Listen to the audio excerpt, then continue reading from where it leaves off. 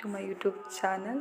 So ಏನು ಹೇಳಕ್ಕೆ ಬಯಸ್ತೇನೆ, ಕೆ ಇ ಅವ್ರು ನಿನ್ನೆನೇ ಅನೌನ್ಸ್ ಮಾಡಿದ್ದಾರೆ ರೀ, ಏನು ಏಜ್ ರಿಲ್ಯಾಕ್ಷನ್ ಇಲ್ಲವರು ಸೊ ಅಪ್ಲಿಕೇಶನ್ ಹಾಕಿದ್ರು ಅವ್ರಿಗೆ ಕಂಪಲ್ಸರಿ ಕನ್ನಡ 29/9/2024 ಅವತ್ತು ನಡೀತೈತಿ. ಮೊದಲೇನು ಕಂಪಲ್ಸರಿ ಕನ್ನಡದ ಏಜ್ ಇದನ್ನ ಬಿಟ್ಟಿದ್ರಲ್ಲ ಅವತ್ತು ನಡೀತೆ. ಏಜ್ ರಿಲ್ಯಾಕ್ಸೇಷನ್ದವ್ರಿಗೆ ಏನು ಮಾಡ್ತಾರಪ್ಪ ಅಂದ್ರೆ ಮುಂದಿನ ತಿಂಗಳು 26 ಇಟ್ಟಾರ್ರಿ, ಮತ್ತು ಮೇನ್ ಎಕ್ಸಾಮ್ 29 ಅಂತ ಇಟ್ಟಾರ್ರಿ. ಇಲ್ಲೊಂದು ಸಿಲ್ಲಿ ಏನಪ್ಪ ಅಂತಂದ್ರೆ ನನಗೆ ಅರ್ಥ ಆಗೋತು. ಸೊ ಫಸ್ಟ್ ಏನು ಹೇಳಿದ್ರಿ, ಮೇನ್ ಎಕ್ಸಾಮ್ಗೆ ಎಂಟರ್ ಆಗ್ಬೇಕಂದ್ರೆ ಕಂಪಲ್ಸರಿ ಕನ್ನಡ ಪಾಸ್ ಆದವ್ರಿಗೆ ಮಾತ್ರ ಅವಕಾಶ ಕೊಡ್ತದೆ ಅಂತ ಹೇಳಿದ್ರಿ ಇವ್ರಿಗೆ ಇದ್ದವರು.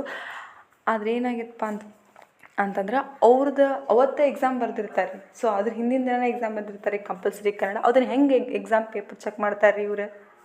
ಸೊ ದೇವ್ರಾನೇ ಗೊತ್ತಾಗತ್ತಿಲ್ಲ ರೀ.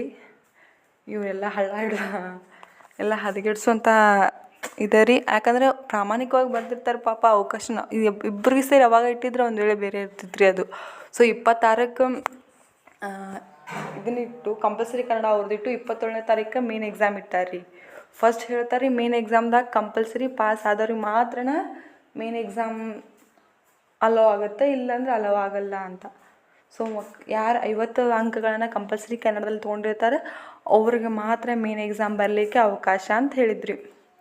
ಆದ್ರೆ ಈಗ ಸೊ ಅವ್ರಿಗೇನು ಏಜ್ ರಿಲ್ಯಾಕ್ಸೇಷನ್ದವ್ರು ಅದಾರು. ಸೊ ಅವರಿಗೆ 26/10/2024 ಎಕ್ಸಾಮ್ ಅಂತ ಹೇಳ್ಯಾರಿ ಇರುವಾಗೂ.